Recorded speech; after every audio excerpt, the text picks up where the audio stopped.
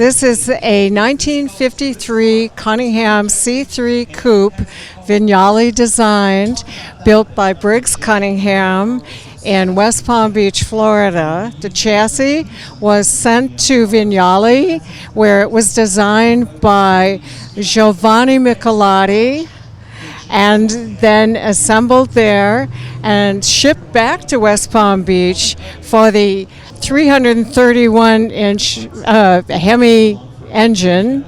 It is a Chrysler firepower engine to be dropped in, and it was built by Briggs Cunningham because he was a race car driver, famous, well-known, driver of other automobiles. He wanted to drive his own cars. And so in order to do that at Le Mans, he had to be a manufacturer. And so that was how the Cunninghams came about. It is the best of American firepower, along with the best of, I like to say, Italian styling.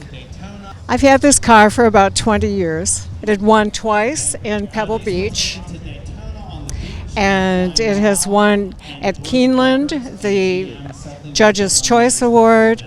It had a blue ribbon at the Greenwich Concours and the Briggs Cunningham Award. Class goes to the 1953 Cunningham C3 owned by Denise Lutz of Kentucky. Denise's car is way cool. Richard and I were drooling all over it as we were walking around the field earlier today. And Denise, we're happy to report, is a car chick, which is good. We like that very much. Men like chicks who like cars. Just remember that.